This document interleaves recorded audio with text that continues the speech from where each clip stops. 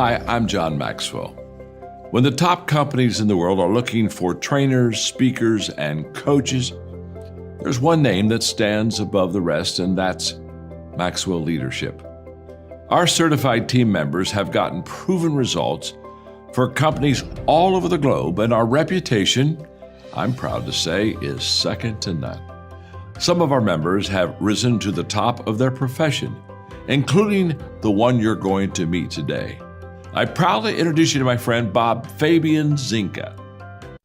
Welcome to the Leadership and Success Podcast with your host, Coach BZ, where we help you lead with purpose and succeed with impact. If you're ready to grow into the kind of leader others want to follow, this podcast is for you. If you're determined to elevate your success and leave a lasting legacy, this podcast is for you. As my mentor, Dr. John C. Maxwell reminds us, everything rises and falls on leadership. Our goal is simple: to inspire you, challenge you, and equip you with insights that can transform the trajectory of your leadership journey. Welcome aboard to another episode of the Leadership and Success Podcast with Coach BZ. What if the story we were taught about America was incomplete by design? My name is Kimberly Palermo, and I wrote a book called Indoctrination 365, Taking Racial Responsibility in Post-Truth America. My book is not about shame. It's not about blame. It's about the truth. For generations, many of us were taught a version of history that left out some of the most important parts: systemic racism, hidden history, indoctrination, propaganda. And the way culture quietly shapes what we believe without us even realizing it. This book was written especially for beginners, people who are hesitant, anxious, curious, and for people who know something feels wrong in America, but can't quite explain it. Maybe they hear people saying things that don't sit straight with them, but they don't feel confident enough or have the language to speak up and challenge it.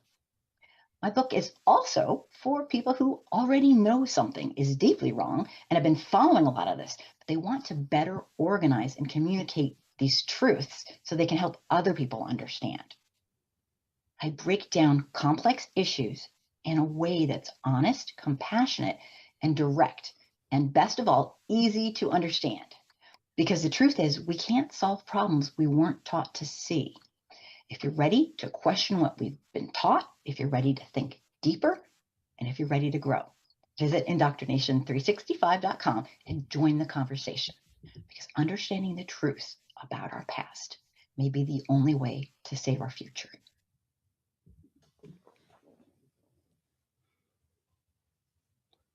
All right, welcome to a very, very special episode of the Leadership and Success Podcast. I think this episode is going to make you think.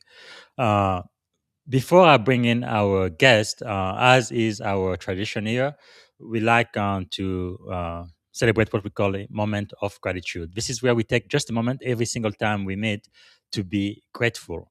And I already had two episodes earlier today, so you know that today I am really grateful for America. I think America is still the greatest country that's ever been. That is why so many millions, not hundreds of thousands, but millions of people have come to this country from all around the world, including myself, as you can tell by my accent, right? The home of the brave, the land of the free. But the truth is, America hasn't always been like that. When we started, no, we did start wrong with slavery. That's really a big spot on our history. But the ideals we had, though, as a country, Thomas Jefferson who wrote those words, all men are created equal. I don't think anybody has ever said anything like that before. And I think it was really life changing. I think that's really what makes America so special. Not exactly how we started, but the aspiration we had and the country we are becoming more and more, right? Like Abraham Lincoln said, country of the people, by the people, and for the people. That one America for all people, including African American, including Black, men, women, gay, straight, everybody, all inclusive. That's the America I long to see. That's why I joined the U.S. Navy 21 years ago. That's the America I am willing to give my life for. But regardless, again, we are not a perfect country, but I think we are still the best country out there. Right? I was born in Africa. I've lived in Europe when I came to the U.S. So I have never heard of a Congolese or African dream, of a French or European dream, but there is the American dream. And I believe I want to do everything I can to keep my country, to keep America leave her in a much better place than I found her for my children and my grandchildren who are not born yet. But having said that, so let me bring our special guest today. And let me see if I can properly introduce her.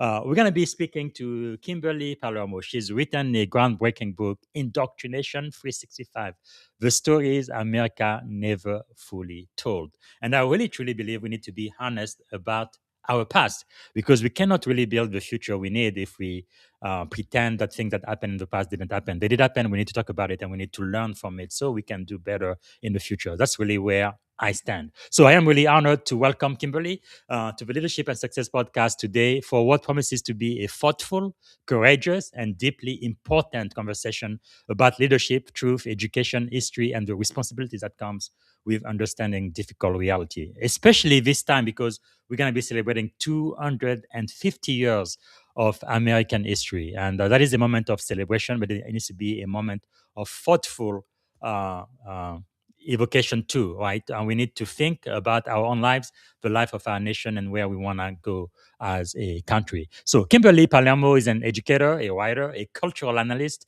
and author of a thought-provoking book, Indoctrination 365, Taking Racial Responsibility in Post-Truth America.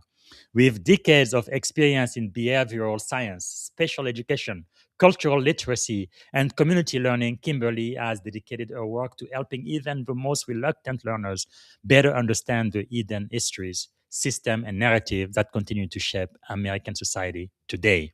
Her journey includes teaching in Compton during the Rodney King era, leading large online educational community, creating over 1,000 educational videos, and building platform focused on truth, accountability, empathy, and transformational learning. At one point, she even had more than 50,000 people following her on Facebook. Just incredible.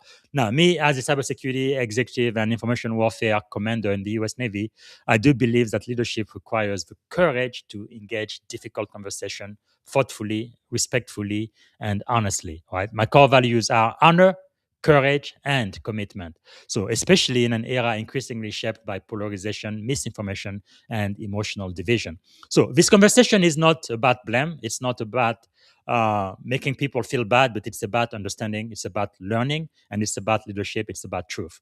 So, part of what we're going to be learning is why difficult conversation require emotional intelligence and leadership maturity, but also why truth, accountability, and historical literacy matter for future generation. I believe now more than ever before, especially when some people are trying to erase African American history, which is American history. So, without any further ado, please help me welcome to the Leadership and Success podcast, the one and only Kimberly.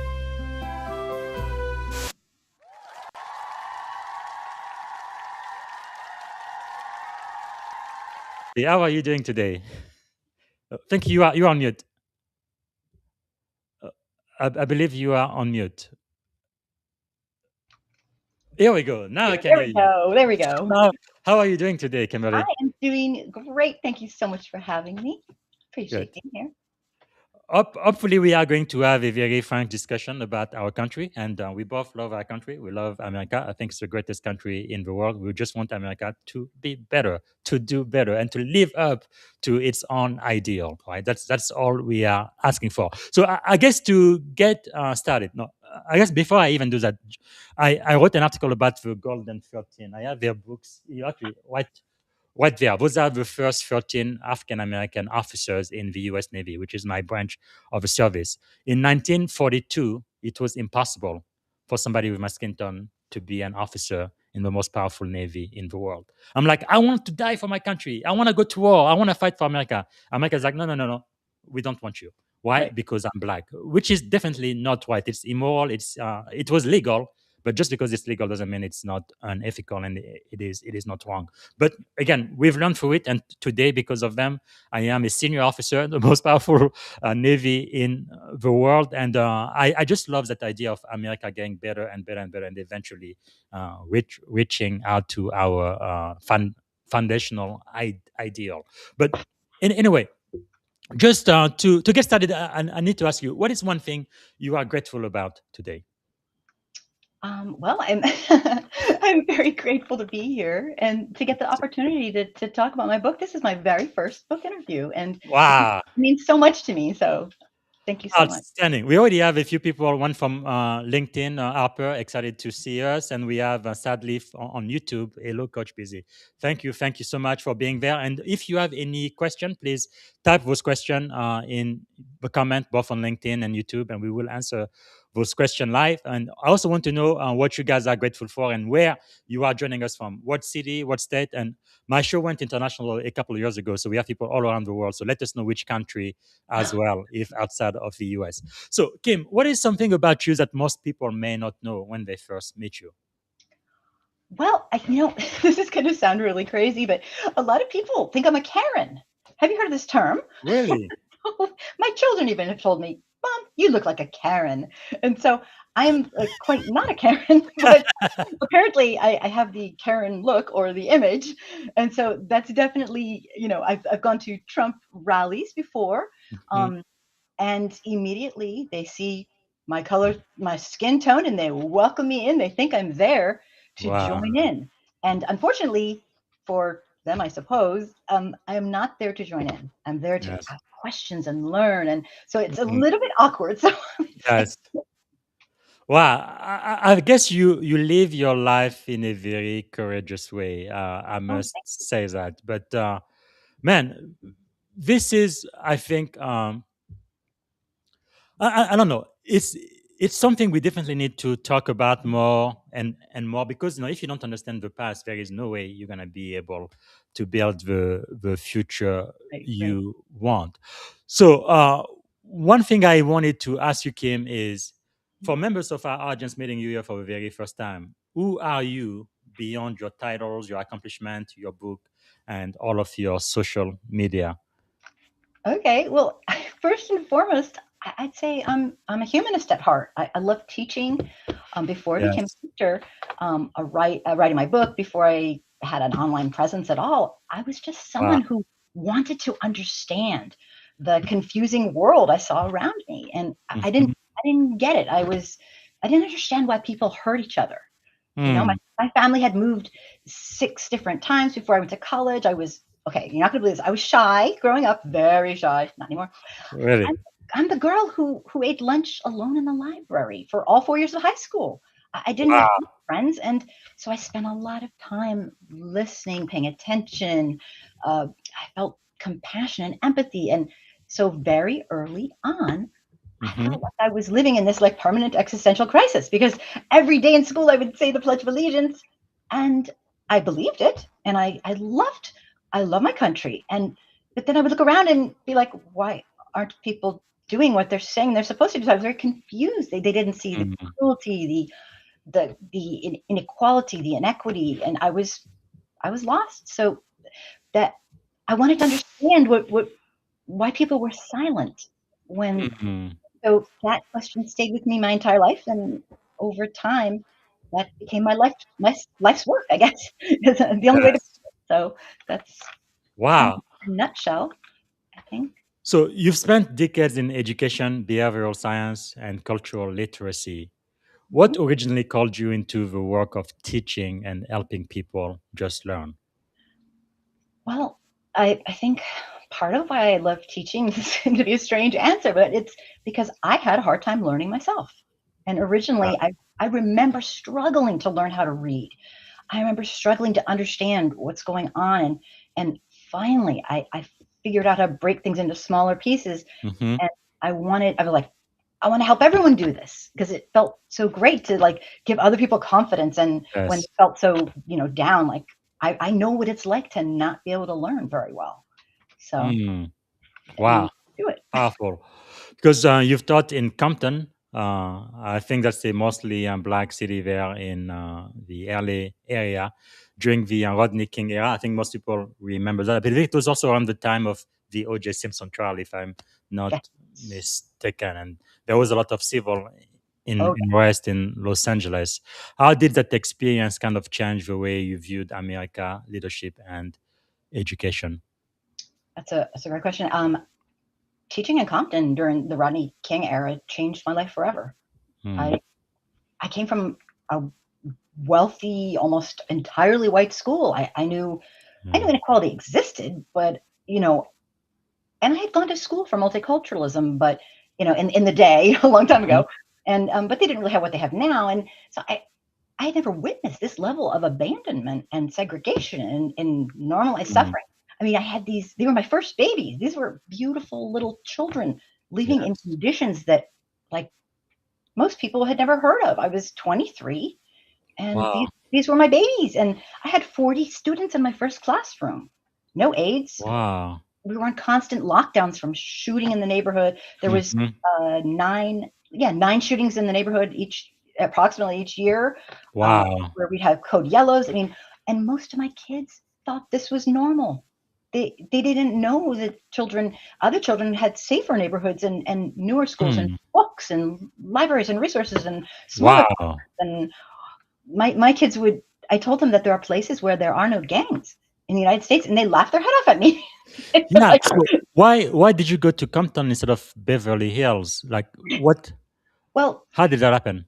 I went there, in all honesty, I went there because I really needed a job, and nobody wanted to work there.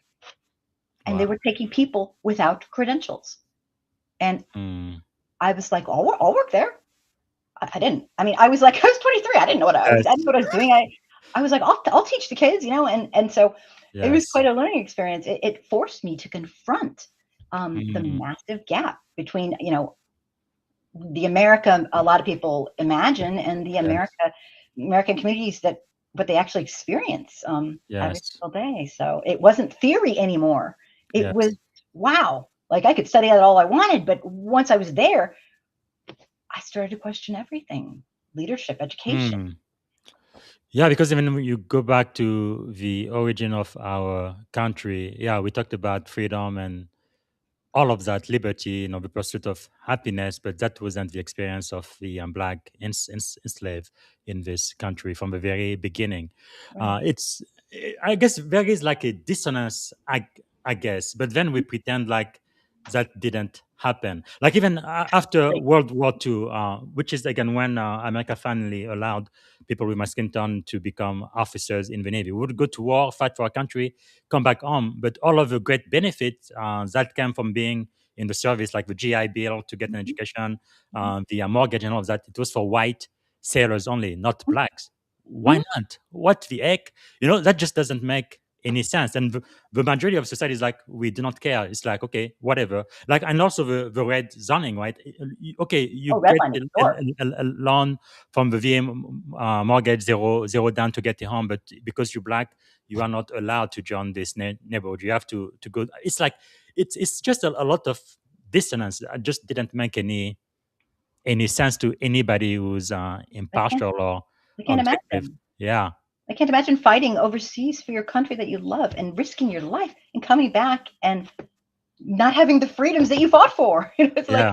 It's like crazy. And So there were some people, they even what people felt like they were an imposter wearing a uniform, especially an officer uniform. It's like, wow, that is hurt, unbelievable. See, man. and because of all of that, that's why I always vote. It doesn't matter which election it is, local, state, or whatever. Some people only vote every 4 years. I know a lot of people who do that. I think that is a mistake, especially in this day and time. And I feel like not too many people have died. Some have really, I guess experience the ultimate sacrifice for the right for somebody like me to have this privilege to vote. So I will always do that because many senior officer in the Navy I've known, they don't vote at all because they try to be absolutely impartial, right? They support the Constitution, not the Democratic or the Republican Party. But if you are black and you do that, I feel like that is a mistake. That's just my own op- Right. Well, uh, opinion. But going back to the experience you had in Compton, Mhm. what leadership lesson did you learn from teaching in this emotionally charged environment where pain, inequality, and misunderstanding were impossible to ignore?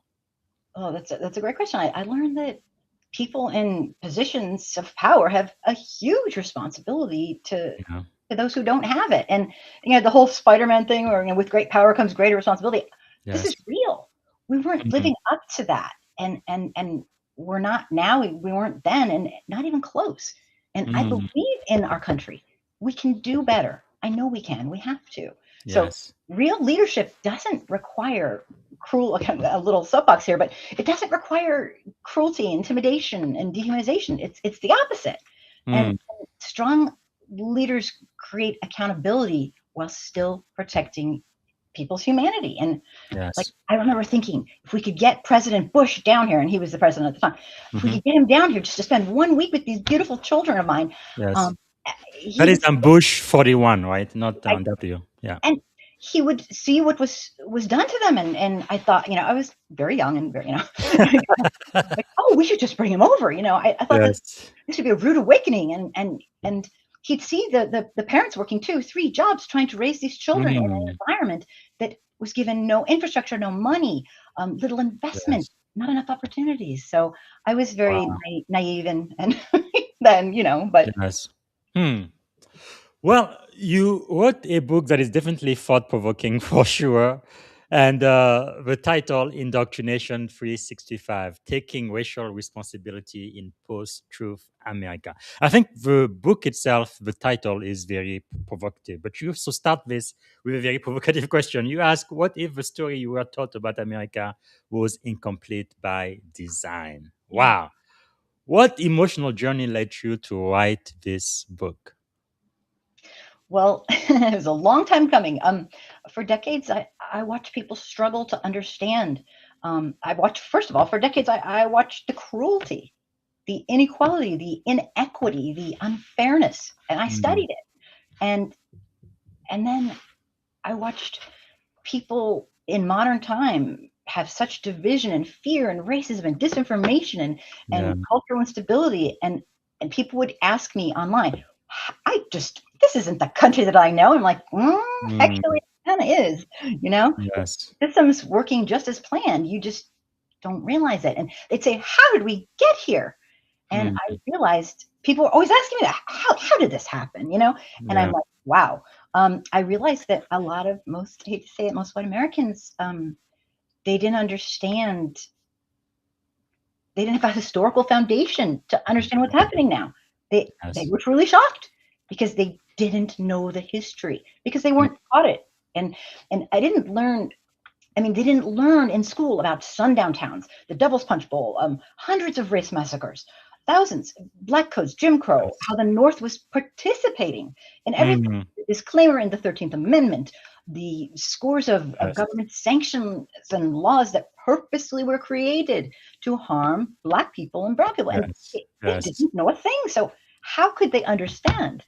Wow. So that's, after teaching so many white people, I thought, I Mm. really need to put this in writing at least, because I've worked with people and I believe we can change. I know we can. I've seen, oh my Yeah. God, I have seen changes, But you know? there's really a whitewashing of history. Or do you think it's like most people, they just don't want to know? They know exactly what our country is, how it was created from very beginning, but they just pretend it No, didn't happen? I think they think they know already. I honestly think, because what we're taught in school, people are like, I already know everything. And then I say, Mm. well, do you know about this? And they're like, what? Do you know what that's? Do you know what that? Do you know? We'll see. It's the Dunning-Kruger effect. I mean, the more, the less we know about something, the more confident we are. It's a strange thing, Yes. in thinking, well, we know it. The more you know, you realize how much you don't know. So you're like Yes. humble. But people come up to me all the time and say, oh, I know all that. And I'll say, oh, that's Mm. great. Then you must be able to speak quite openly about systemic racism. They're like, what? Wow. So it's a human nature, a part of our human nature. But I think Yes. people say, I had a Martin Luther King Jr. Day. I had a month of Black history. I know everything. And I'm like, oh, no. Because, Yes. but it's not really. it's not really their fault. Mm-hmm. They really think they know everything. They think they were told the truth. They think they were told everything. Yes. We were not even told 1%. I had to learn all this. I went to school. I was a good little student and tried to listen, and I learned everything on my own. I was shocked at all this stuff, over the years. Like every day I learned something new. I still do. So. Wow. Okay, let's try to set the stage, because your book repeatedly say this is not a book about blame. So we're not trying to blame anyone. It is a book about understanding. So which I think is really something we need to invite more people to. Why was it important for you to make that distinction? Well, here's the thing. Do you want to get blamed for something? No way, right? Of course not. So who's going to oh, I can't wait to go to class and everything's my fault. It's like they say, I wasn't there. I didn't. What I say to people is something that's quite strange, and it's not a perfect analogy, but I say, just because you didn't build the pool, you see somebody drowning in it or having trouble, you don't just walk by and be like, well, I didn't build it. Or just because you can shove them in, you don't do that. But when it comes to systemic racism, oh, yes, we do. Yes. We say, oh, I didn't, my ancestors, we have every excuse. We have, and actually chapter 14 goes over every classic cliche denial that people make. And it teaches you how to debunk it. It teaches you the history behind it. It's kind of my favorite chapter. But so people get upset. They don't want to be blamed for things, and they don't understand the systemic part. And so you want to challenge the reader, but you don't want to attack them. I mean, who's gonna read a book where they're like feeling like you did this, and they're like, no, I didn't. So of course it's really important. That is quite fascinating. What do you believe are the biggest myth or historical omissions Americans were taught growing up that still shape our culture today?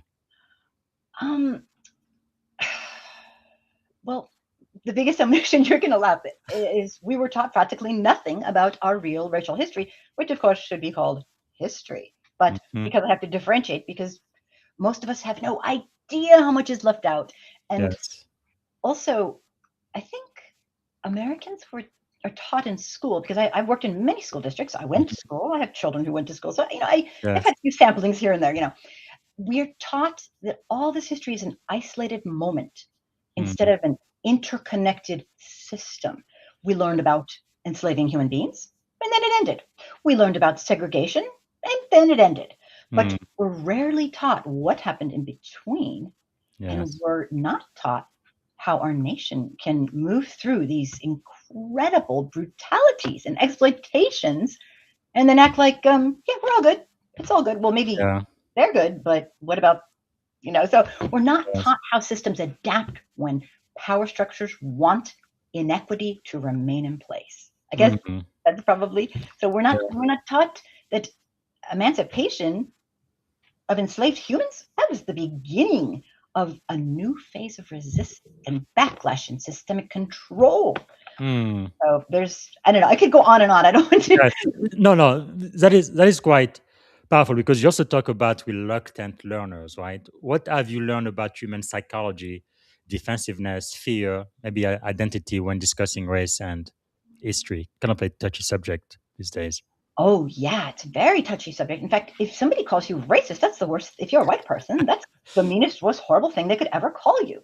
And so yet so many people act in racist ways. It's like we have so few racist people with so many racial, it's so funny. I laugh because we have so many people who claim they are not racist, yet so many racial groups, that basically are clan-like in their nature, and they're cult-like in their nature, but nobody's racist, because no one would say like, yes, hi, I'm a proud racist. So it's like we have a lot of racism and discrimination, but no racists. It's like, how does this work? So I worked with the people.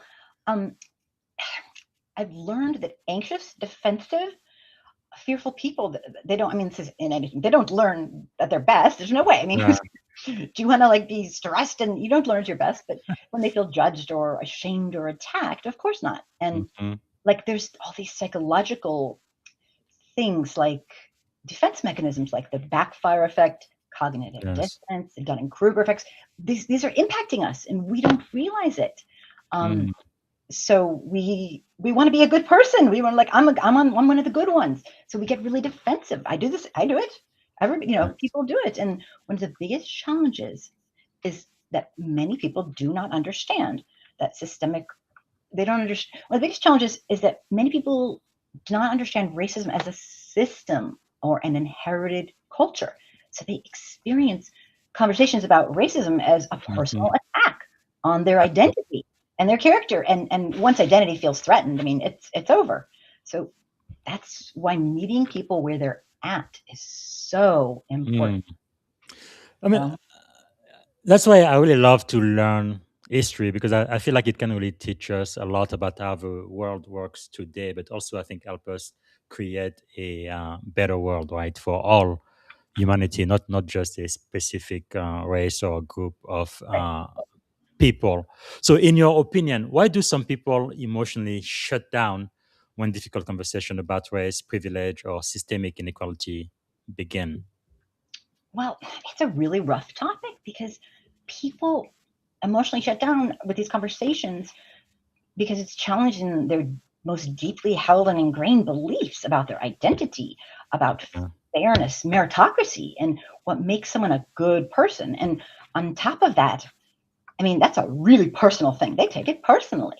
I Yeah. mean, and on top of that, many academic terms related to race and privilege and systemic inequality have been distorted and vilified, and either they're turned into something that's quite triggering.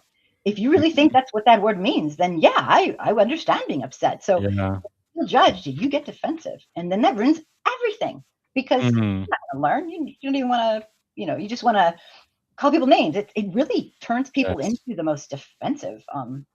Let me Hmm. tell you. But so it's rough. Yeah, and in your book, you do emphasize again accountability over shame. What does healthy accountability actually look like in practice? How can we Um, be more accountable? Accountability. I mean, one second. I think accountability for everybody is needs to be people. Here's what they need to do. It needs to be a learning experience. Everything needs to be a learning experience. Healthy accountability isn't humiliation. You're not going to put someone down and Mm. demean them to the point where they say, "Okay, you're right." I mean, like you need to teach them. This is a very complex. It sounds so simple. It's a very complex issue. This is culture, sociology, Yeah. psychology.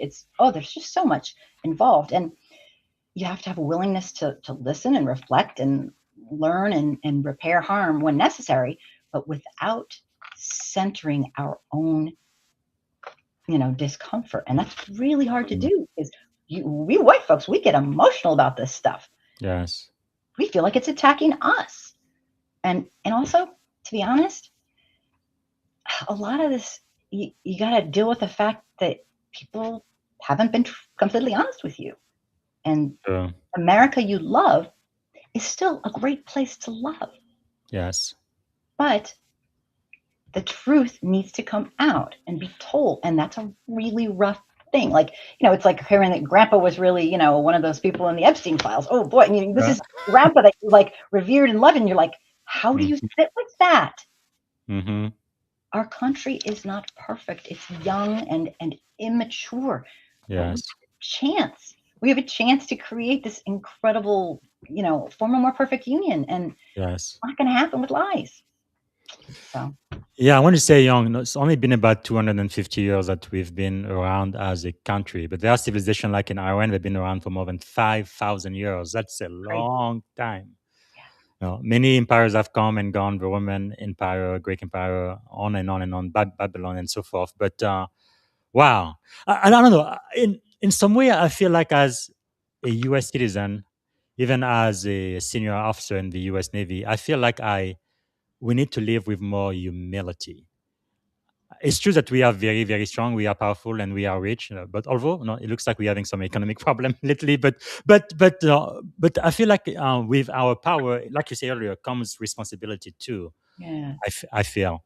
yeah, the checks and balances have been thrown off to the point where, obviously, do we really call it a democratic republic anymore? I mean, it's a really rough place, and the misinformation is all purposeful, and there's a lot going on. Like, I need to tell you, it's a lot. Well, in your book, again, we are talking about your thought-provoking book, Indoctrination 365, Taking Racial Responsibility in Post-Truth America. One question I have for you is, one powerful idea from your book is intent and impact. They are not the same. Can you unpack that for us? Yeah. Intent and impact are absolutely not the same. Let me just get to where I have impact. Okay, here's the thing. People will say, I didn't mean it that way. I didn't mean it. But you see, and maybe they didn't mean it that way. But if they said something that's very racist or hurtful or biased or bigoted or, but you see, that's centering their own feelings, because it is, being called racist or even, anything close to that is like, oh my gosh, you get so, upset because it's a terrible, terrible insult, because nobody wants to be racist. But good intentions by white people do not erase the harmful outcome. You still hurt somebody. And I've made mistakes. I've even done videos of me making mistakes, and you're mortified. So someone can mean well and still reinforce harm, exclusion, stereotypes, inequality. Leadership requires the maturity to hear about the impact without immediately becoming defensive and making it about us. So that's insightful. It's tough. From your book, what do you think are some of the greatest myths that most people believe about America, which is just not true? The greatest myths. I have a lot of those. Let me just. I believe on your website you have at least 14. I think, when I was doing research for this. Yeah. Let me gather my thoughts for a second. Oh my gosh. Because I also like on your website, you also have kind of like a timeline about our countries dating back to like 1619 to the present, which is pretty awesome. Yeah. I try to present things in many different ways, because many people learn differently. Yeah. But I'm just looking at my notes. I have so many notes that I'm going to take your time, because I think this is really important. Hopefully, what I'm hoping many other people who are listening now are going to be more curious about our own history and actually get to read books instead of banning books. Actually, read them and understand where we came from, because it explains a lot about where we are today as a society. Yeah. I mean, I want people who read my book to come away with my ideal outcome would be, I hope they come away with seeing American culture and systemic racism and their role in the system in a completely different way. I mean, this is arrogant, but I want it to be life-changing. I want them to feel informed, more grounded, more curious, less afraid to have these conversations. My book is supposed to be about the beginning. After you're done with my book, you're ready to rock and roll for the rest of your life. It is not the end, it's the beginning. My stuff is just the minimal requirement to understanding. Yes. If that would make sense. Absolutely. Wow. That is quite insightful. For example, when I first came to the US, I lived in Tuscaloosa, Alabama, so the deep South. I guess that's the belt of the Bible Belt down south. Everybody appears to be a Christian, or at least they confess that they are. And many times when they think about their founding, they always felt like America was founded a Christian nation, but that's not true, is it? No, I talk about that in my book actually a lot, and it's not. Even the founding fathers, they had Qurans. I mean, they were not, they made it explicit. The First and Second Amendment, they made it explicit that so it's actually the opposite, to be honest. Yeah. So that's a rough thing. I don't know how it all got so twisted. But yeah, now this is not a Christian nation. Separation of church and state. Hello. Now, we do have great respect for our founders, and I think there was definitely a lot of greatness and genius in them. But telling the truth about the way some of them had slaves and abused and mistreated those slaves doesn't take anything away from them, does it? Well, here's the thing. That's a rough question, and a lot of people get very, very defensive because we learned that our founding fathers are perfect and they're amazing. And no human being is perfect. Right. And the fact is, they were humans and they had flaws. For example, Yes. Thomas Jefferson. He wrote an incredible document. I mean, the idea. Actually, Go ahead. sorry, I'm glad you mentioned Thomas Jefferson. Let me play like a 2-minute clip about our founding father Thomas Jefferson. I think it was one of the most important one because of the Declaration of Independence. I think one of the most important documents ever written in the last 300 years. Let me play this quick video, and Sure. I ask you a question on the other side.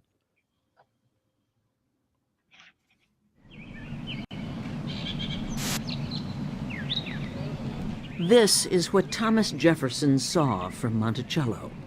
The view as perfect as his high ideals.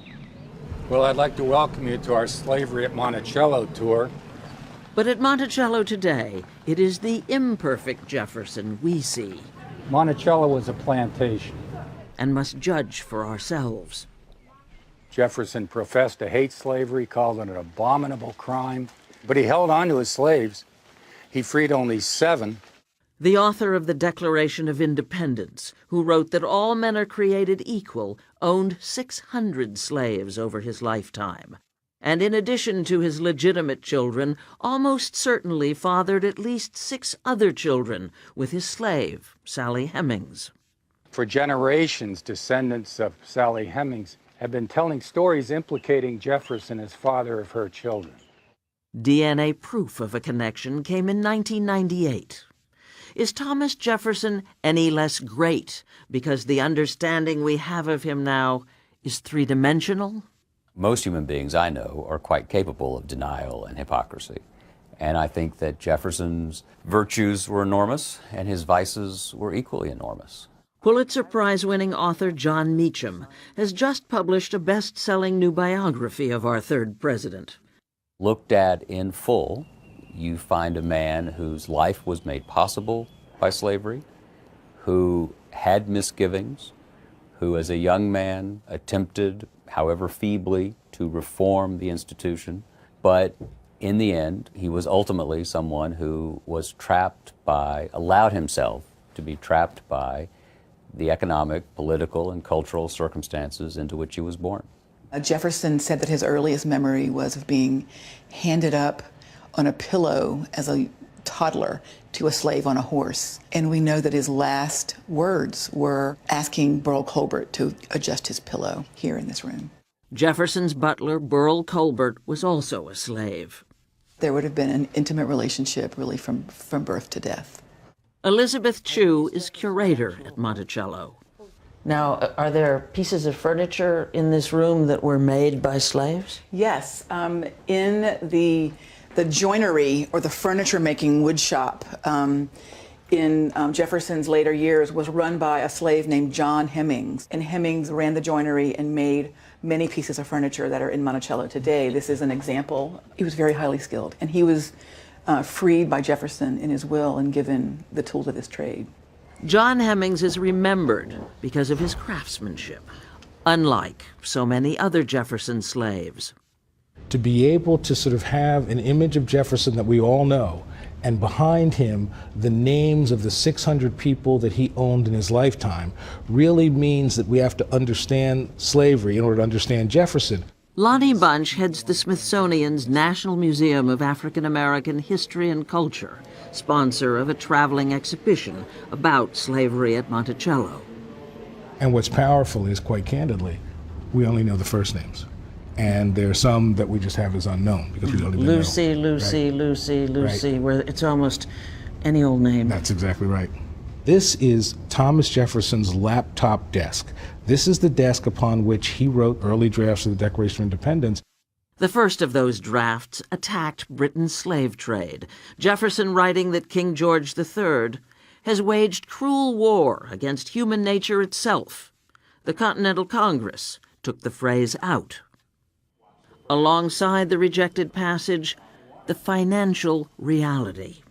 Next to it is his farm book. And here is where he would list the births and deaths of the slaves. He would list the work that they did. So in some ways, it really gives us a full picture of the totality of Jefferson. Which at times contradicts the popular image of Jefferson as a benevolent slaveholder. The nail reoccupied one half of this site. Inside, there were 4 forges. One example. All right, that is enough. I think people get the idea. I think you are on mute again. It appears that you are. Yeah, so I guess the duality of many of our founding fathers, what we teach in school and what the reality was completely different. What do you make about that?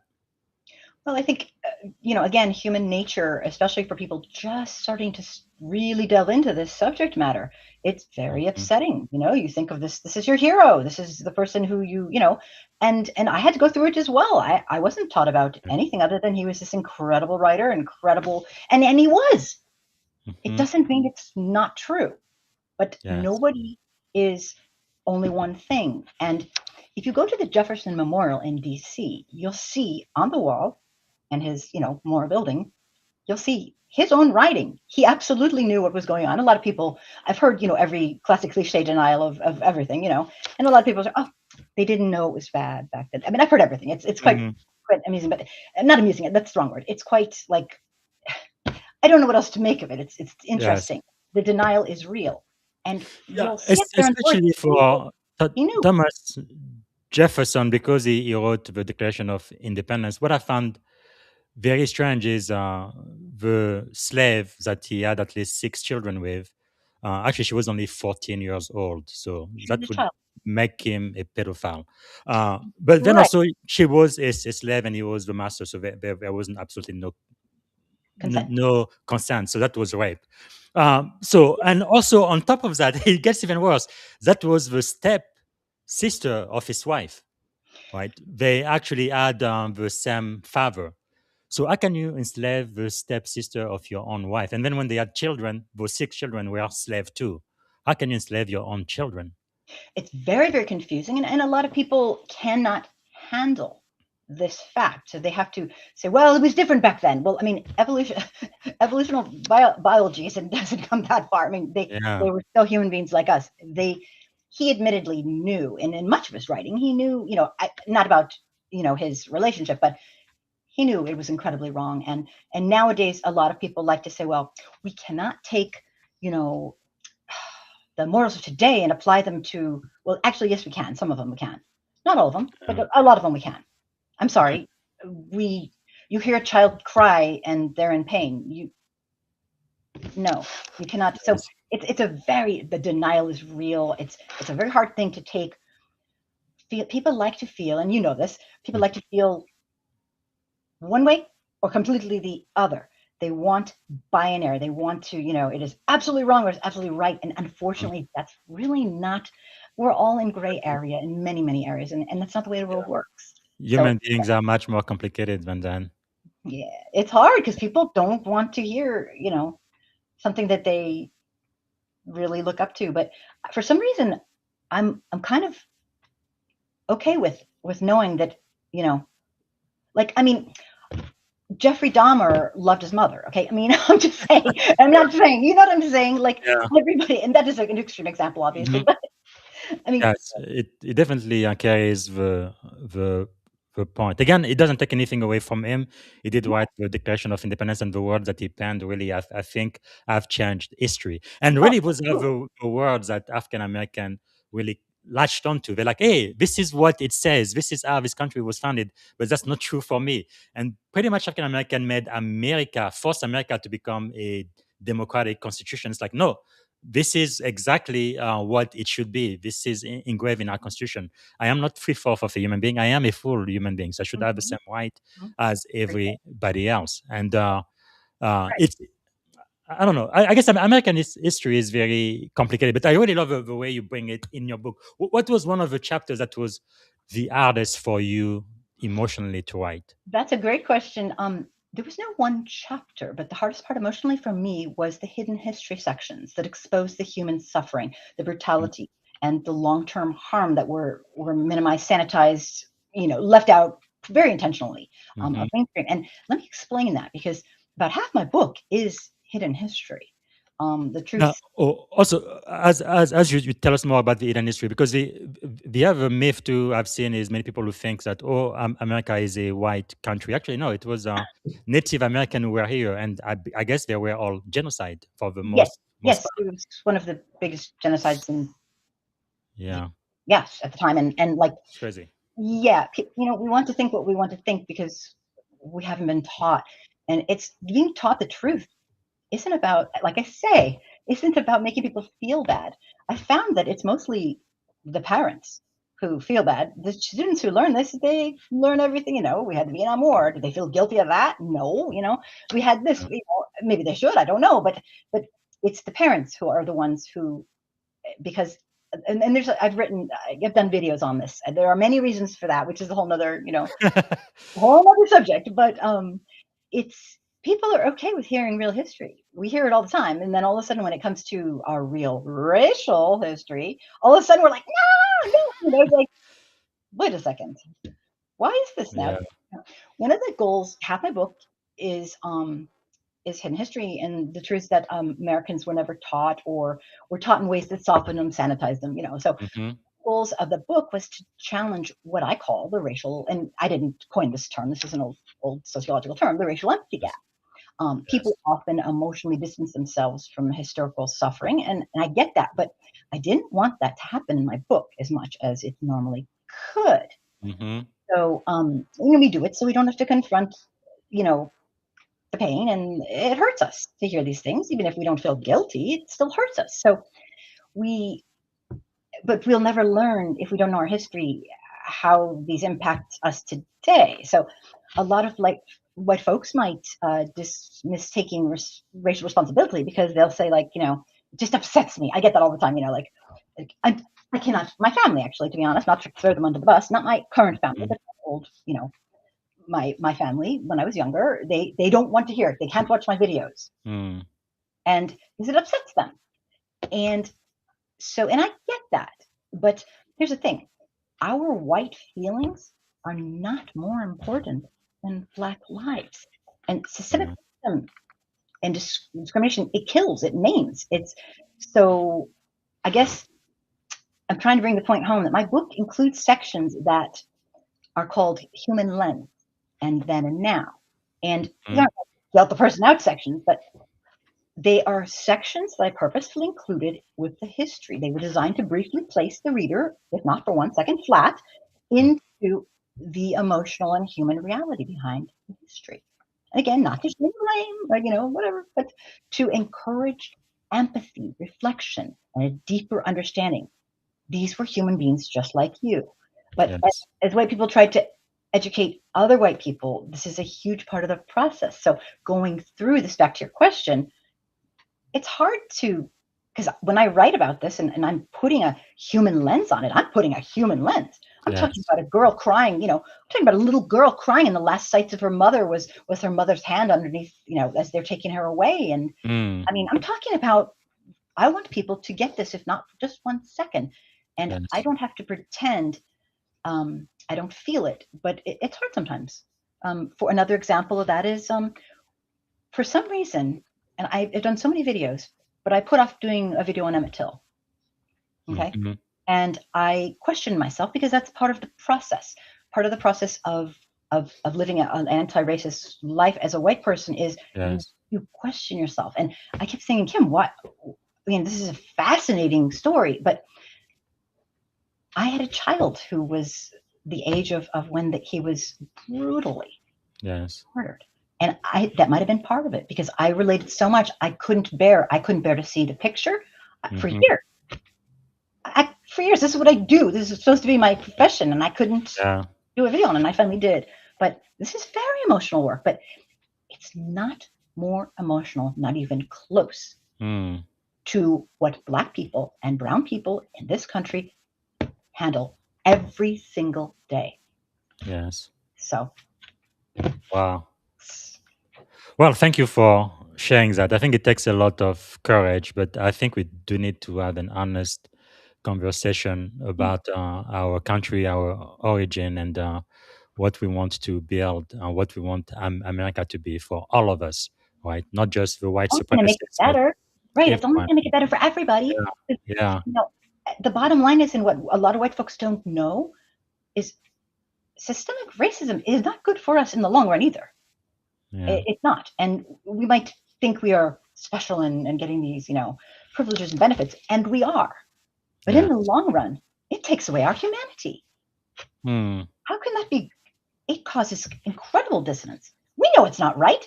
We know, when I take I think Jane Elliott, she says one of my favorite videos she does. It's very short. She's talking in front of this all white big audience, Mhm. and she says, for people who don't know, she's the blue eyes brown eyes experiment that when Martin Luther King Jr. was murdered, and Mhm. went back to her classroom, and so that's how she is, and she's an educator, and Yes. says in front of this audience of white folks, raise your hand if you'd like to be treated the way we treat Black people in America today. And then Mm. she says, maybe you didn't hear me, because nobody's raising their hand. And she says it again.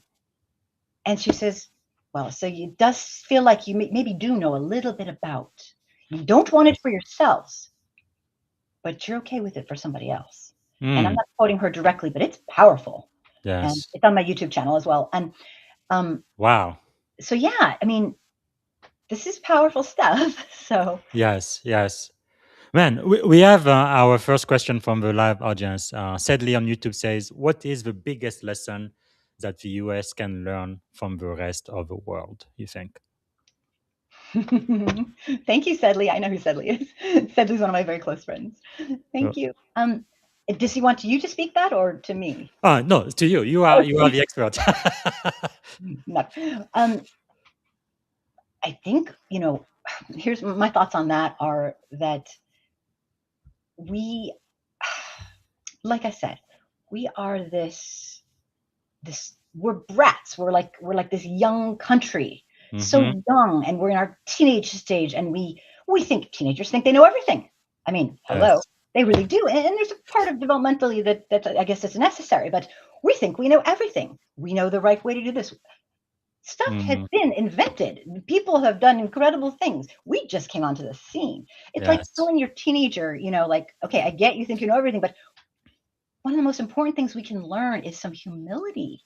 Yes. Some humility that we don't know everything, and that's okay. It doesn't take away from our greatness. It doesn't, we have to Hmm. learn vicariously from all these other incredible examples throughout history.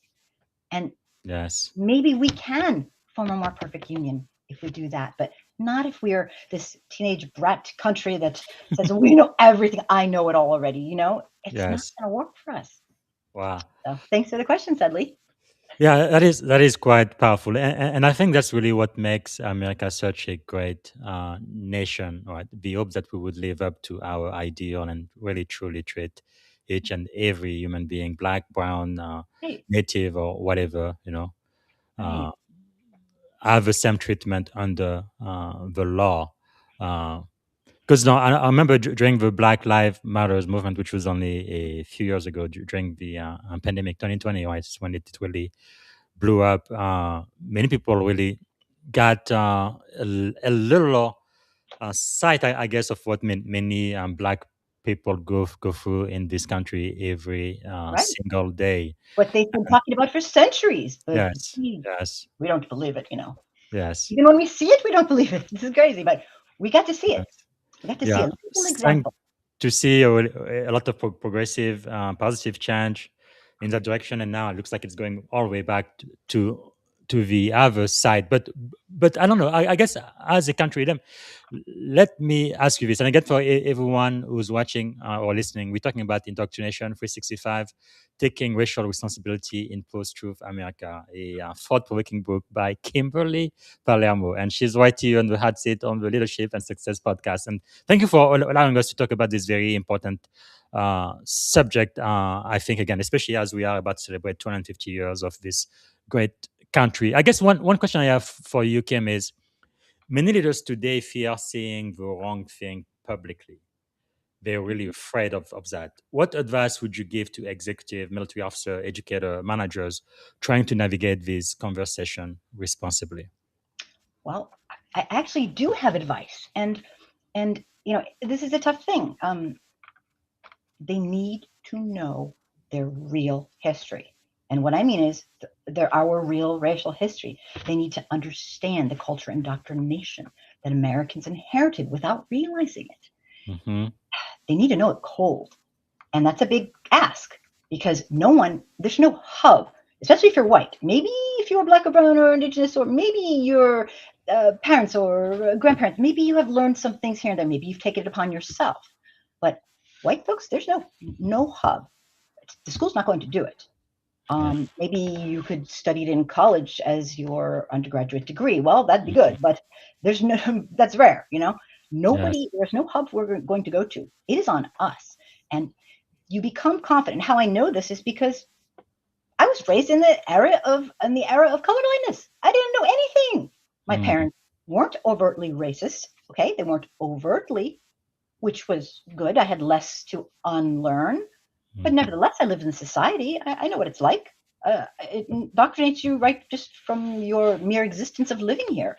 Mm-hmm. And you have to take it upon yourself to teach yourself. And being raised in an era of colorblindness means that when your parents, you ask your parents questions, they shun you, they stop you. You are not to ask that question. You are not. So right away, it shuts you up. So you aren't supposed to ask, and you learn quickly that that's not something you can talk about, but you still wonder it, or maybe you shut it down. Well, so there's no hub for us to learn. We have to teach ourselves. And so I had to teach myself, and it's fascinating once you get it. And there's no going back. Once you start learning it, you want to know the truth. If you crave the truth like I do, you'll love it. And because I want the ugly truth over pretty BS lies. Yes. And so I had to teach myself. And so the leaders who want to make a difference have to be strong, and they have to teach themselves, educate themselves, practice, find your voice, read a lot, practice saying things, practice talking about it. And it's risky, because in this day and age, you might just get your behind booted out of, look what happened with our administration now. All the Black people who are in prominent positions, not so much anymore. There are risks involved. There are. So. Well, but to know that some people actually gave their life, to give us that freedom for those who are Black, especially. Right. They had their life taken. They had their life taken. Yeah. And so, right. And that's a great point. They had their lives taken. Yeah. But what I don't understand, though, once, after slavery was officially over, right? So we got the freedom. So now we are U.S. citizens. So the Constitution applies to us as much as it applies to white people. All they wanted was the right to vote. Just go and cast a ballot. And for that, many people have been killed. And it just doesn't make any sense to me.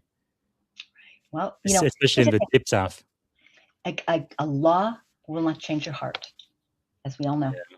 And so what happened is, it was, instead of ending, people come up with more very, very covert ways to make things happen. Maybe they don't name exactly it has to be Black people, but for example, maybe the people fired, not to, bring up anything current, maybe there are people who 80% of the people there happen to be Black, but you don't say Black, you just fire that sector. And, it's okay. That's an example from today. Sorry, I had to go there.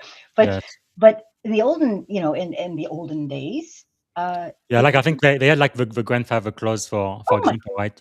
Absolutely. you Yeah, can only vote if your grandfather voted. But if your grandfather voted while everybody else was a slave, that means they would never be able to vote. right. It's just, yeah, I mean, maybe you had to, do you guess how many candies in a jar? And Yeah. there are thousands. How you have to get the exact number. I mean, they had every way to try to circumvent Yeah. the spirit of freedom, Mm. equity, and we still are doing it today. And that's so Yeah. frustrating. And so if you don't know if we, as you know, if you don't know Mm-hmm. your own racial history, or what should be called history, Yes. then it's you cannot understand. I'm sorry. You are ill-equipped to understand what is happening today. You might be able Mm. to vote, but you don't get what's happening because Yeah. you don't understand the history. So Mm. it's rough. Man, again, your book, Indoctrination 365, I assume 365 is 365 days in the year. Indoctrination. I guess the question I want to ask about that is, as a behavioral science professional, what have you learned about how the media, repetition, and social environment kind of shape human belief? Um, well, let me just get my notes back here because I have a lot to say about that. Yes. You have a lot of really good questions. Yeah. Give me 1 second. The media has been instrumental, absolutely instrumental in perpetuating propaganda, lies, just absolutely everything. Especially now that we have this incredible age of communication, Mhm. the ability to just send things everywhere. And what's been going on is this post-truth era, like I like to call it, is just exponentiated by media propaganda. Mm. And it's a really, really rough thing. And they say that a lie goes, a certain amount of times more viral than the truth. And what Yes. happens, and this is kind of a theory. I don't know if it's somebody else's theory, but I think I might have, just come up with it with my family, that what happens with media is it creates apathy.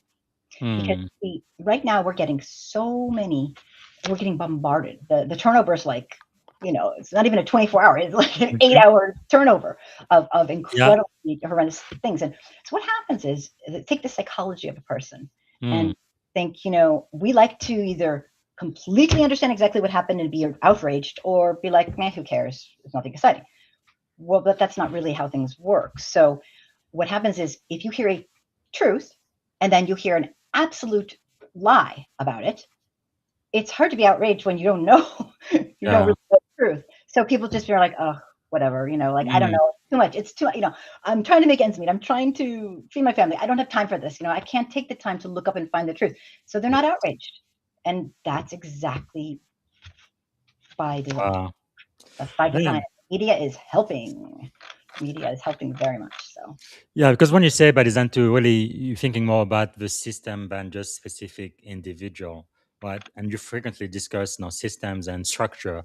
How should leaders think differently about systems instead of only focusing on specific individual? Because I think some people don't see the systemic racism that might be really, baked into some of our system. Like you said, sometimes they kind of defensive. Well, I am not racist. I didn't do anything wrong, but not really realizing how it is embedded into our society. well, for example, is you can be really nice to your neighbor who's Black or brown or indigenous or Mhm. Asian or whatever, and you like them and maybe think they're different or they're not like the others, whatever you think, and then you go vote against their best interest.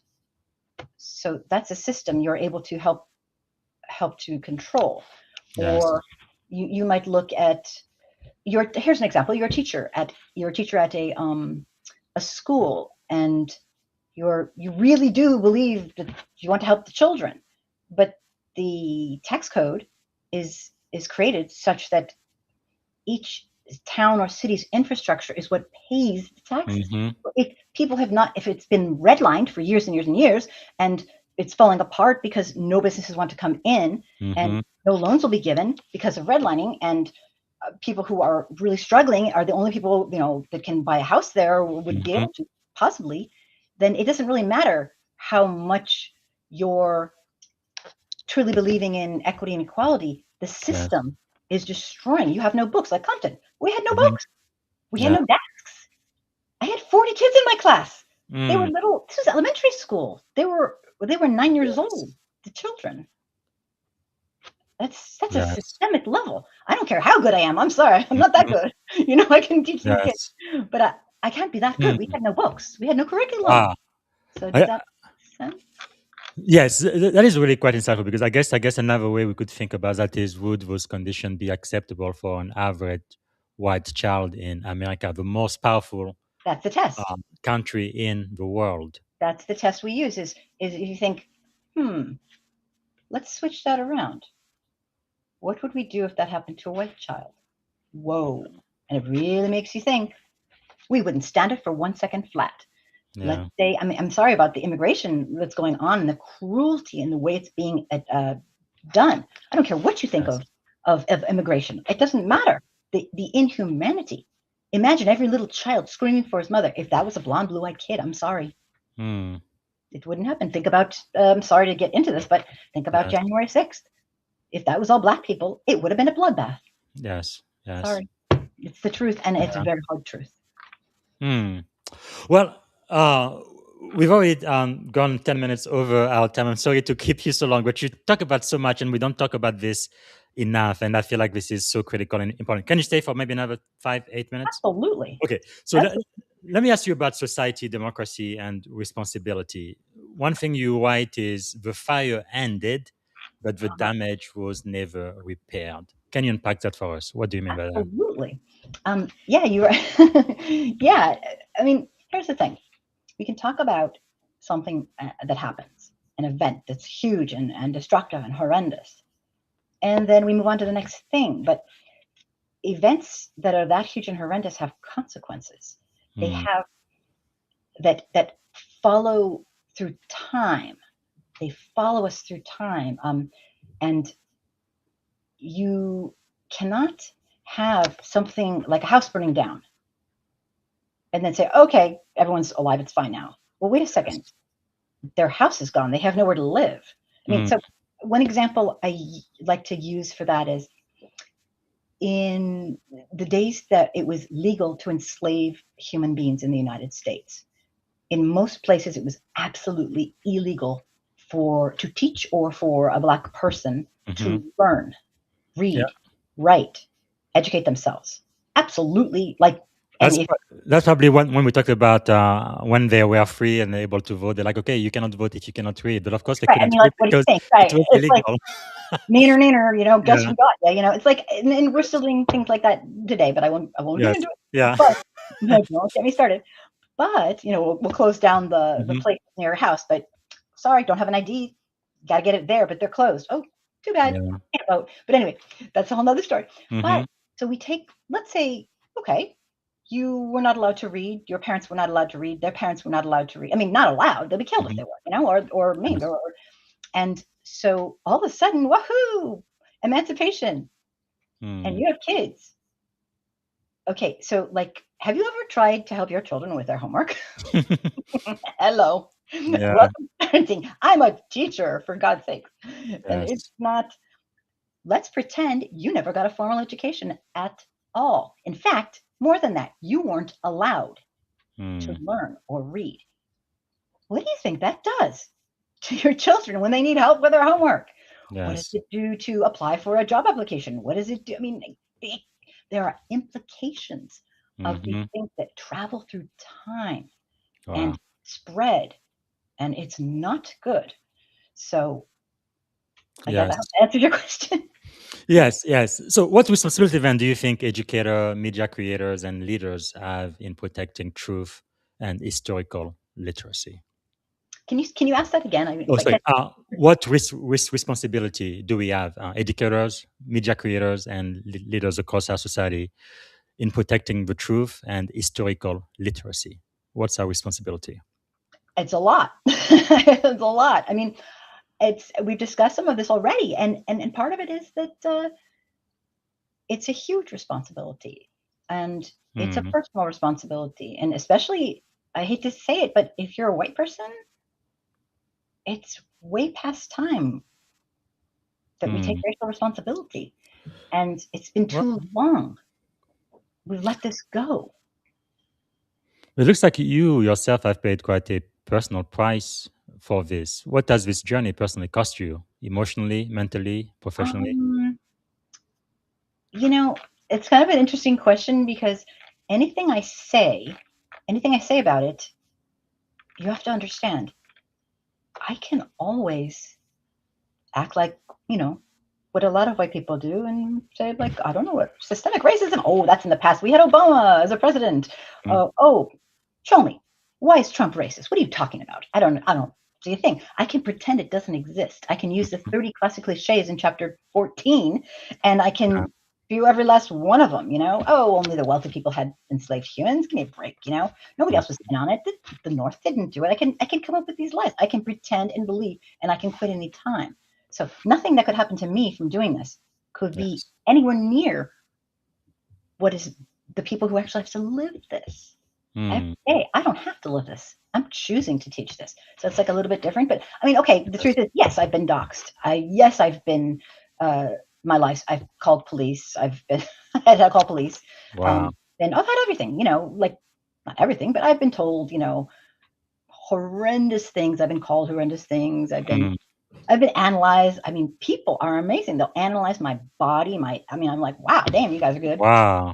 I've, the scariest stuff has been death threats and whatnot, because I tend to think that's kind of psycho, but yeah, nothing compared to what every person who lives in this country, who's Black, Brown, Indigenous, or of mixed heritage has endured.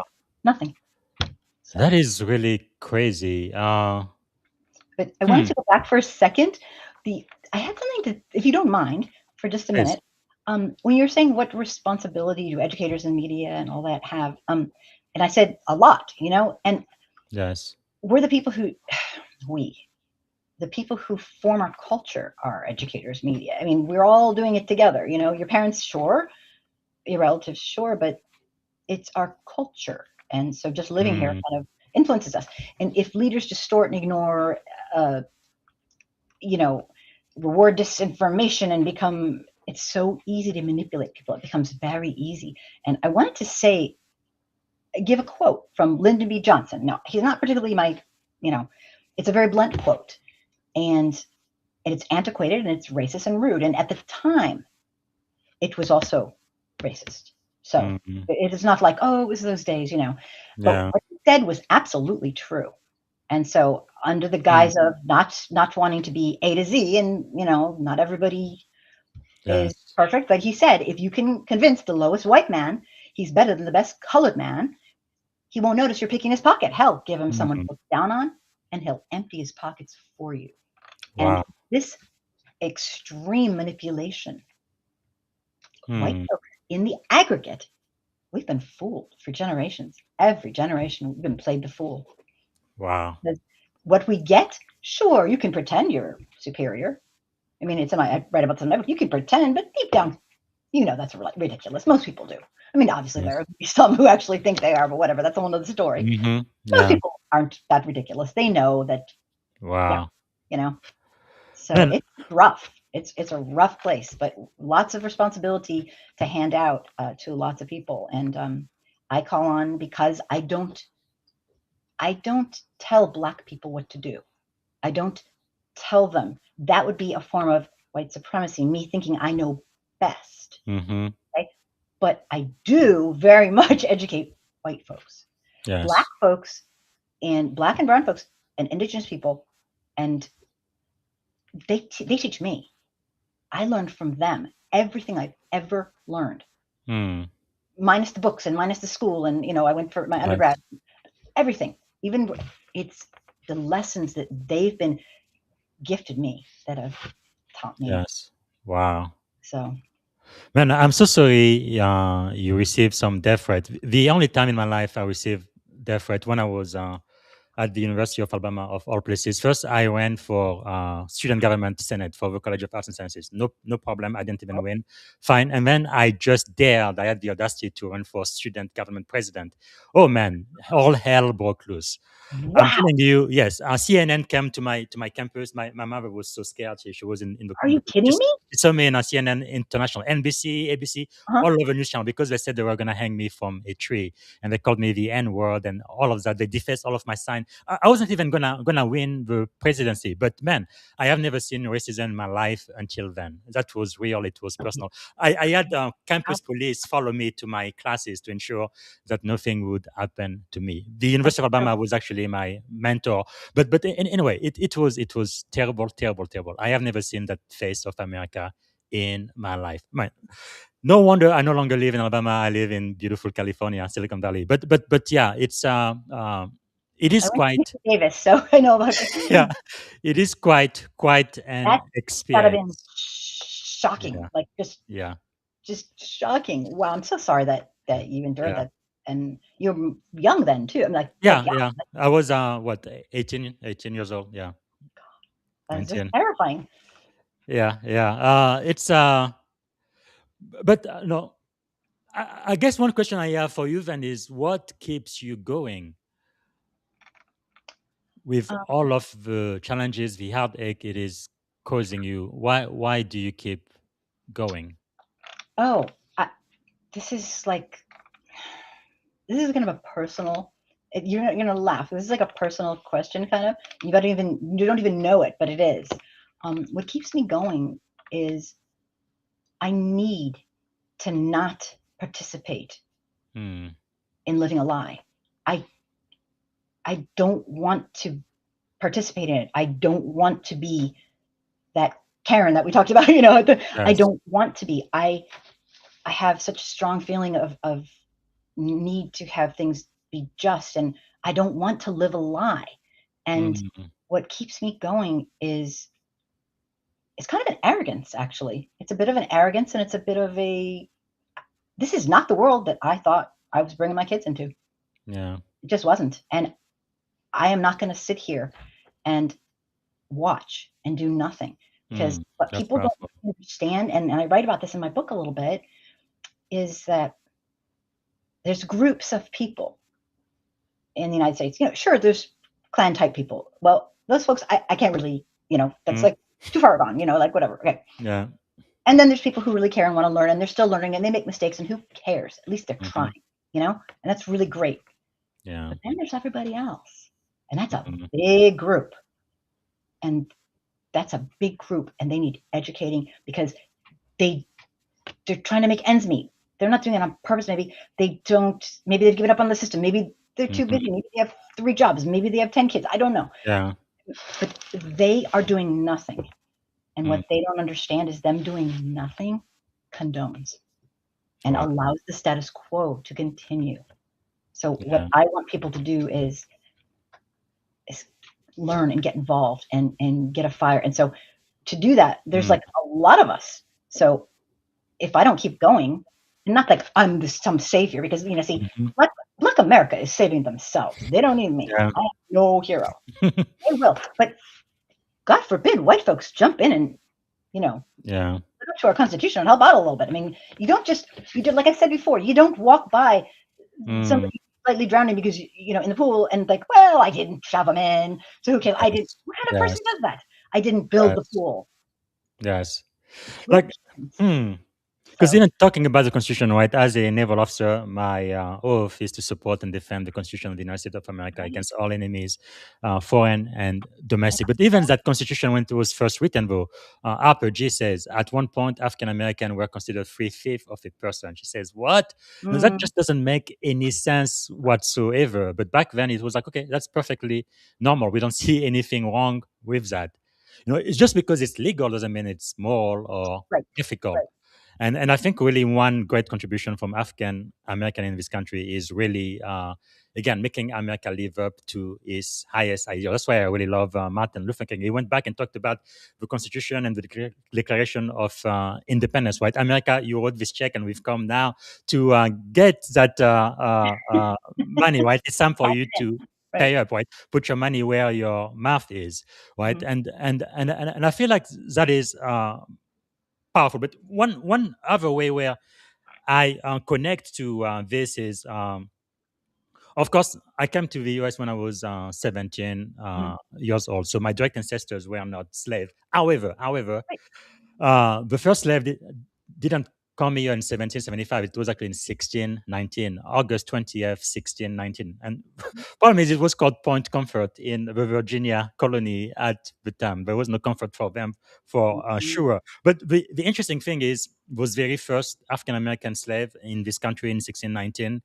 They were actually my kin ancestor. They came from Angola, the Congo Kingdom, where my people are from. So that's really my connection with the struggle of blacks here in America. But anyway, it's I really think America is a great country. We are definitely not perfect, but we definitely need to do better to live up to our foundational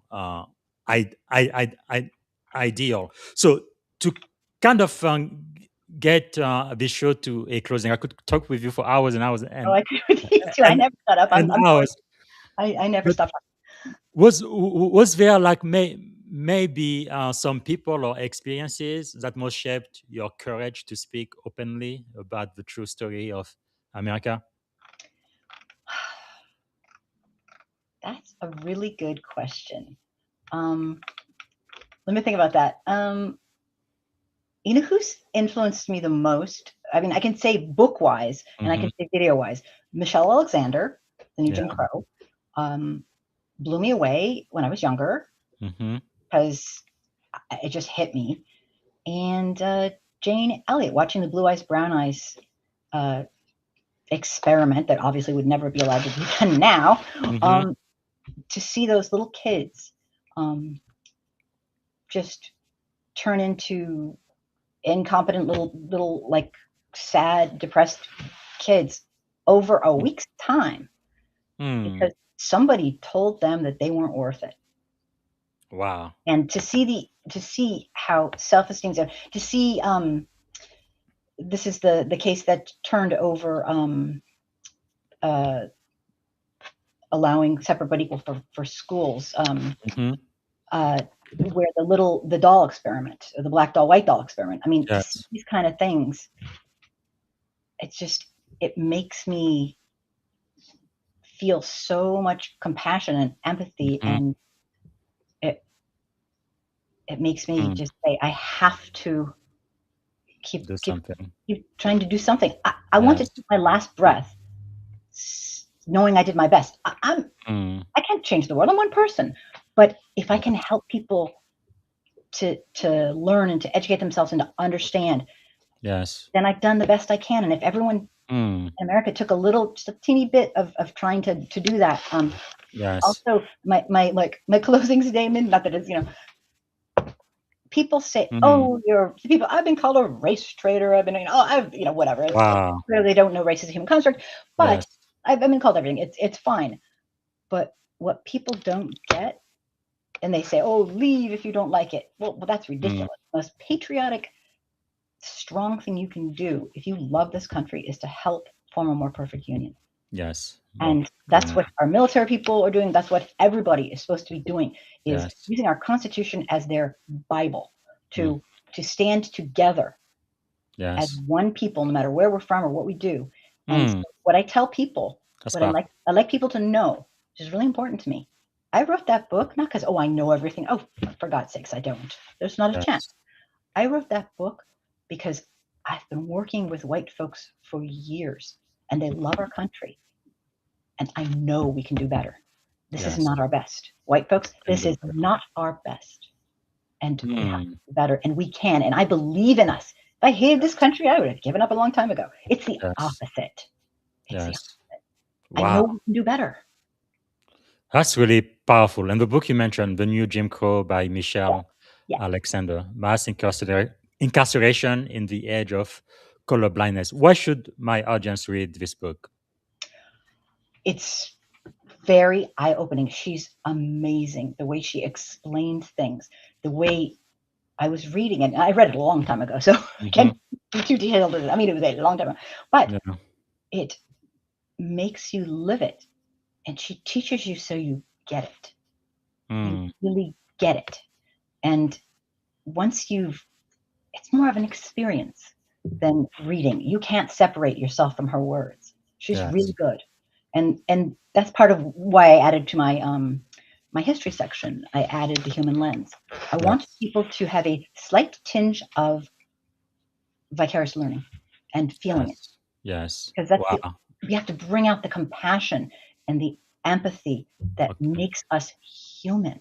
And we have to grasp it and say, these are the values that we want.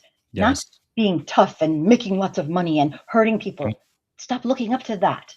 Yes. Start looking up to what makes us human, and that's our compassion and our integrity and our ability to have a feeling and be scared and be terrified and stop ourselves and say, you know what? Doesn't make sense. I'm going to stop myself, and I'm not going to do that. And that's what makes us human, and let's celebrate that. So I believe those are the values that make us great. Okay, we do need to shut down this podcast soon, so I'm going to be landing this plan. But I do have to ask you, what have you learned about yourself while writing and discussing this book? well, that's a really tough one for me, actually, if you can believe it. It's a tough question because I've been doing this for so long, and I wanted to put all this together. And I think what I've learned about myself, and this might be very, very crazy and very self-centered to say, but I feel strengthened. And that little girl that's still in me, who looked around and said the pledge and didn't understand why people weren't doing it and felt like alone. Like, I really don't belong here. These people are being cruel, and they're saying we have to talk about how not cruel we are, but we're being cruel. We're not doing anything. Something's very wrong. Yeah. And I blamed myself. And my book reminded me every time I sat down to write it, it's not me. It's not us. It's our culture. It's our society. Wow. So if you could sit down with your younger self, that little girl you just mentioned, or the teacher in Compton during the Rodney King era, what would you tell her today? I would say everything that I went through watching my precious babies. I have something this is going to sound really strange, but there's not a day that goes by that I don't think about those kids. I don't think about those kids. I was 23. I didn't know anything. You always think, oh, you think you know everything. I knew nothing. Okay. Yes. And I learned something else and I think I know everything. No, I know nothing. I mean, I found again. I want to know where they are, if they made it, if they did okay, if they were shot and killed, if they I had them for 2 years and they were my first babies. And I was looking back, they should have had a better teacher. They should have had a better I was 23. What did I know? I knew nothing, Yes. But I did my best, and I want to tell myself that, you know what? I might not have been able to teach too much with 40 kids running around, and they were wonderful kids, but if I gave them a sense of feeling like they mattered, and feeling like I cared, and that their life mattered and everything like that, then maybe my work was done. And don't be so hard on yourself, because I would dream someday that, somebody like Oprah will bring my kids on. And I want to know, I mean, they're grown adults now. This was years ago, but I will never forget Juan and Letitia, and I will never forget them, and Melissa and Omar. I will never forget them because they were my first baby. So powerful. I think it's Maya Angelou who said, right? People will forget what you say, but never forget how you made them feel. So yeah, absolutely. And I hope that, and I don't sit there feeling guilty. Like I was a kid myself, but I love them like my children because I didn't have children. They were my first babies. Yes. So because that was back in 1991, was it? God, I don't even remember the date. I'd have to look it Yeah. up. Yeah, it's But been 35 years ago. these guys would Wow. be in their 40s. I mean, these kids wouldn't recognize a single one of them. Many of them, including Omar, you just mentioned, they still remember you. They may not know your name, but they remember how you made them feel. That's powerful. I hope so. Wow. I hope so. Wow. Almost makes me want to cry. Okay. All right. We need to end the podcast. To end this, let's I usually do it in a couple of minutes.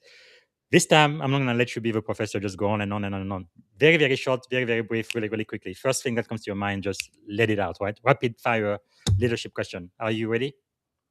Say that again. Say that again. I'm gonna ask a question, and I want the first thought that comes out of your mind, and be as Oh brief boy. Okay, as sure. possible. Sure, We're just sure. gonna go boom, boom, boom, boom, and then we're gonna end the show. I'm scared. Go ahead. Yes. Sounds good. Okay.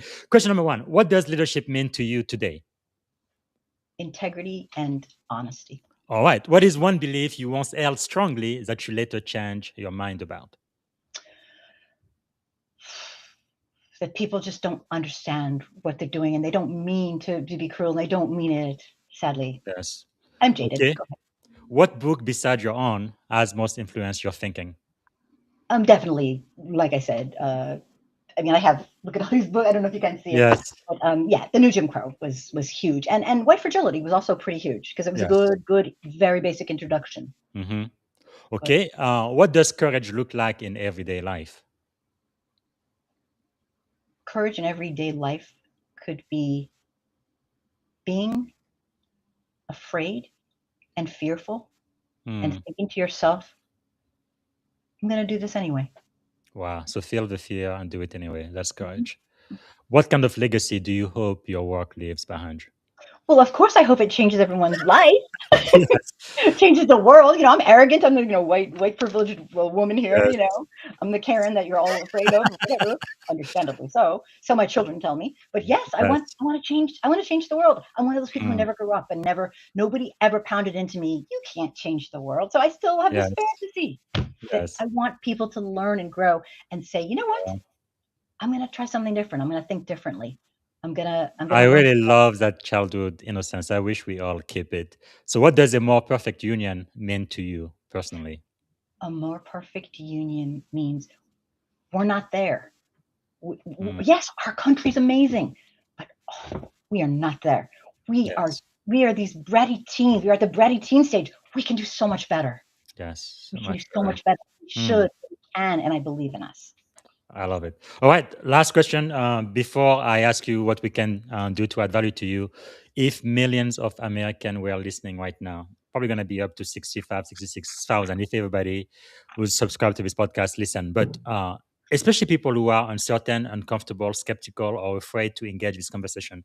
I guess that's going to be the majority of those who don't do anything that they not actively racist, but they just want to do anything to help. So what would you want them to understand about truth, about humanity, and about responsibility? And I have to say in one word? Okay. I will say silent, no, you can say more. So we're talking to the silent majority. That we all inherited a culture that was never fully explained to us. Much of this was intentional. We inherited it. It's not our fault. We inherited an incomplete narrative. Our early conditioning shaped our conscious choices that we didn't even know we were making. So ask yourself this. What were you shown about race and power and history and human value before you were even old enough to question what you were seeing? That is where our real education begins. Wow. Not when you can think about it. And once you recognize those patterns, you can learn differently. Wow. And so that's all I can say. I think for the America 250th anniversary, this is a great, powerful lesson. Thank you so much. So we are coming to the end. What can we do, Kim, to add value back to you? Thanks so much for spending so much time with us and sharing your wisdom. My honor. I'm honored to be in your program. This is wonderful. My first book interview. It's amazing. You seriously, I'm just thrilled. You're wonderful. Thank you. I am so lucky to have met you. What I would love people to do is learn all this stuff. If you can't learn it from me, learn it. Don't be afraid. I will I will personally tutor you. I mean, like, I will, Yes. like, I do that. I go, like, I will do whatever it takes. This is my passion. This is my life. I will help you move along. I am not here to shame you.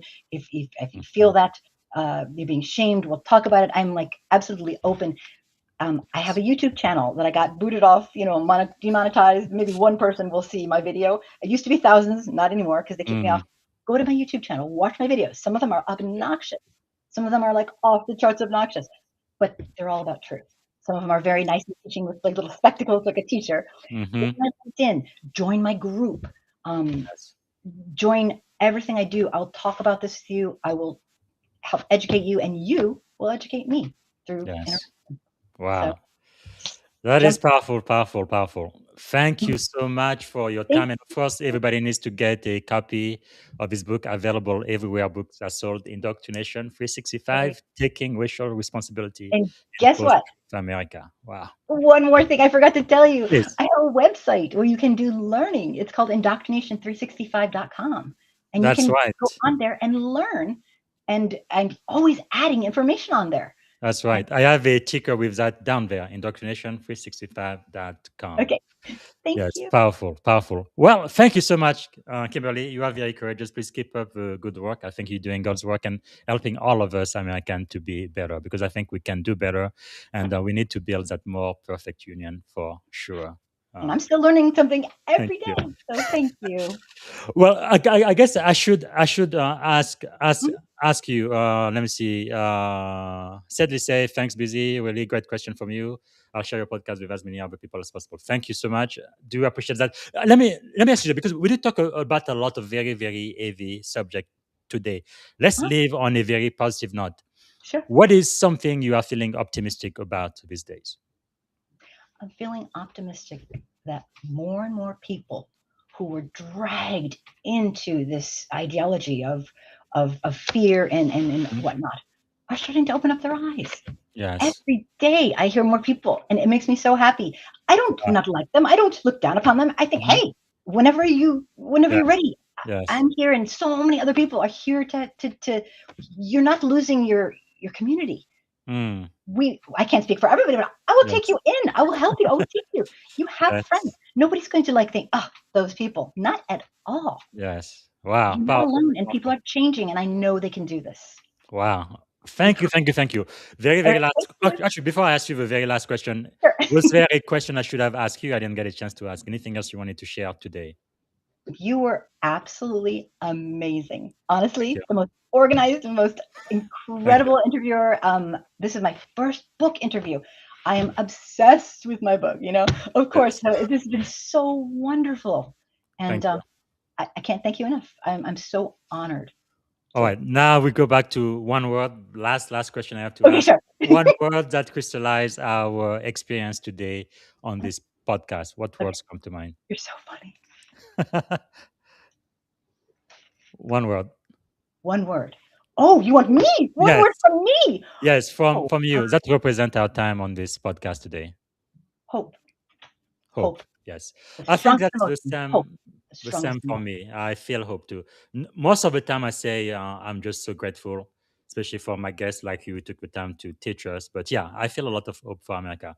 250 years, that's a long time. And it is time for us to just step up and be all we were meant to be. Amen. Wow. Yeah. Well, thank you so much, Kim. You've been a great, tremendous teacher today. I appreciate it. You're just adorable. Thank you so much.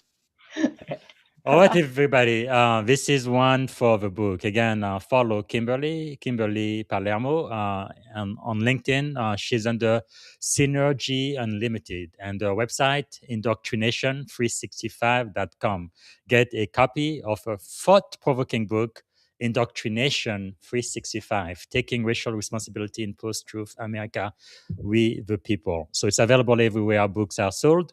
And I have one more interview today. It's going to be, I think, at 4 p.m. California time, so 7 p.m. on the East Coast. I'm going to be talking to Komen sergeant major, which is E9. That's the highest rank for enlisted. Only 1% of people who enlist in the military end up as that rank. Yolanda Mary Tate is going to be talking to us, retired from the U.S. Army. We're going to be talking about the command method, leading through AI disruption with clarity. She has written an instant bestseller on Amazon. The book is called Command. We're going to be talking about it. I hope you can join us. Tomorrow, I don't have a guest, and actually, I'm going to be speaking at 3 different security conferences across the Bay Area. So I may not have a podcast tomorrow, but on Friday, I think I will come back. We're going to talk about the book of Proverbs, not as a religious study, but we're going to be looking at ancient wisdom and looking for those leadership lessons in the book of Proverbs that are still applicable today, more than 2,000 years after the book was written. So we did Proverbs 22 last time. We're going to do Proverbs chapter 23. I'm planning to do this on Friday. Okay, thanks again for watching. Really appreciate all of you guys. And I hope to see you again very soon. So bye for now.